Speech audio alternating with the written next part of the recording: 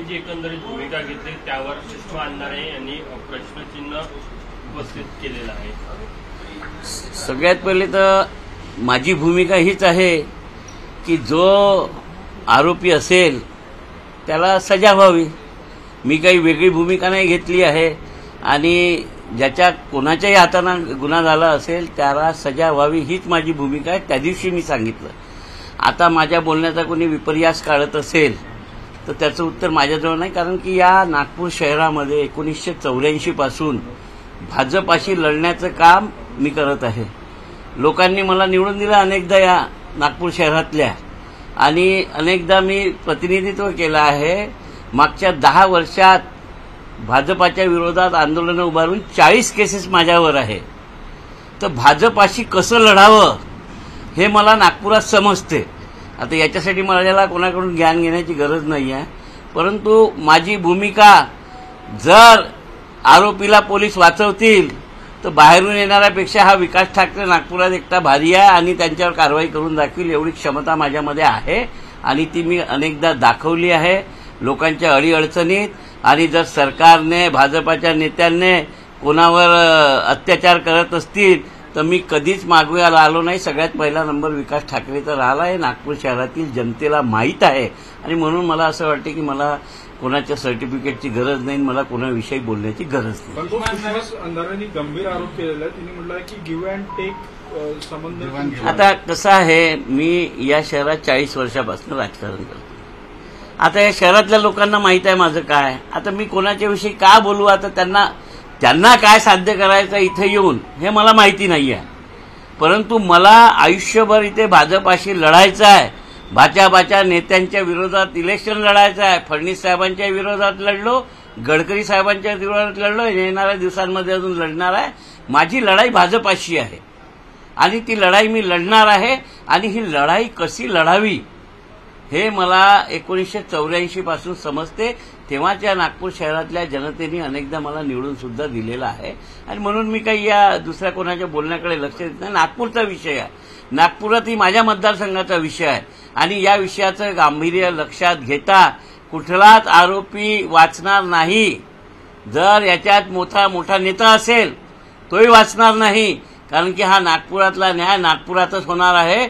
म्हणून तुम्ही निश्चिंत राहावं की या कोणावर अन्याय होत असेल तर त्याला न्याय देण्यासाठी विकास ठाकरे अर्ध्या रात्री जातोय, नागपूरच्या लोकांना माहिती आहे। तुम्ही एवढा भाजप विरोधात लढतात तरी तुमचं खच्चीकरण करण्याचा प्रयत्न हा उभाटाकडून केला जातोय का? तुम्ही गडकरी विरोधात लढले, फडणवीसांच्या विरोधात लढले, आता तुमच्या विरोधात वक्तव्य पण आले। आता कसं आहे की कोणाचं खच्चीकरण केल्यानं कोणी खचत नाही आणि किती संघर्षातून नेता तयार होतो तुम्ही हे माझ्या समोर पाहिलंय। काही माझं कोणी वंशज राजकारणात नव्हता।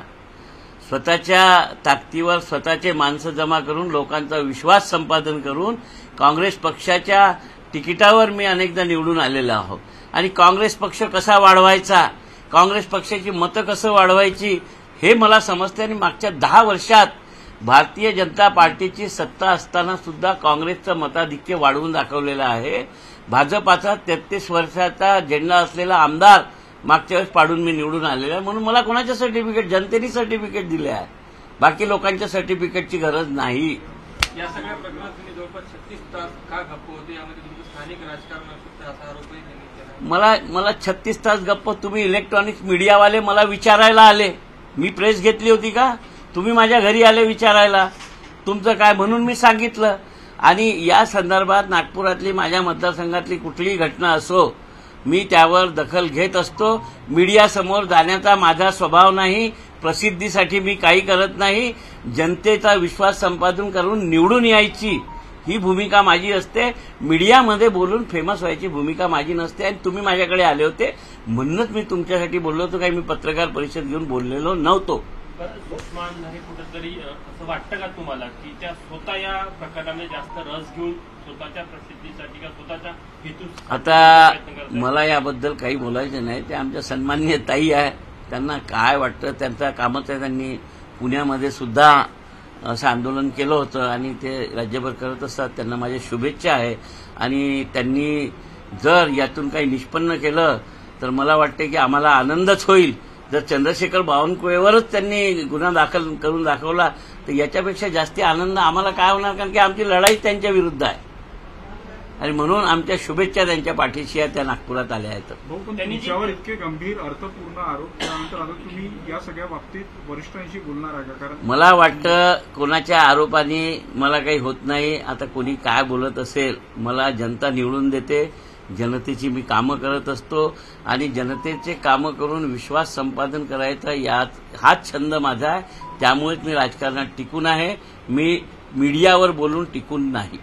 बरं, त्यांनी जी तत्परता दाखवली, लगेच आज त्या नागपूरला आल्या, नागपूरला आज ते पोलीस ठाण्यात जाणार आहे, काय वाटतं? आता मला तर तुमचाही उद्देश काहीतरी वाटतं की मी त्यांच्या विरोधात काही बोललं पाहिजे, मग तुम्ही त्यांच्याकडे गेलं पाहिजे आणि अजून त्यांनी काही बोललं पाहिजे, तुम्हाला बातम्या मिळाल्या पाहिजे असा उद्देश मला तुमचा वाटून झाला. म्हणून या विषयावर मला काही बोलायचं नाही. आता जे होईल ते समोर आहे. माझ्या मतदारसंघातली घटना आहे. या घटनेतल्या आरोपीला कोणीही वाचवू शकणार नाही. या मतदारसंघाचा आमदार म्हणून मी सक्षम आहे. जो आरोपी असेल त्याला सजा होईलच आणि जो निरपराध असेल त्याला सजा होणार नाही, हे सुद्धा मी तुम्हाला सांगतो. एक राजकीय प्रश्न आहे. गेली इतकी वर्ष तुम्ही शहर काँग्रेस कमिटीचे अध्यक्ष आहात.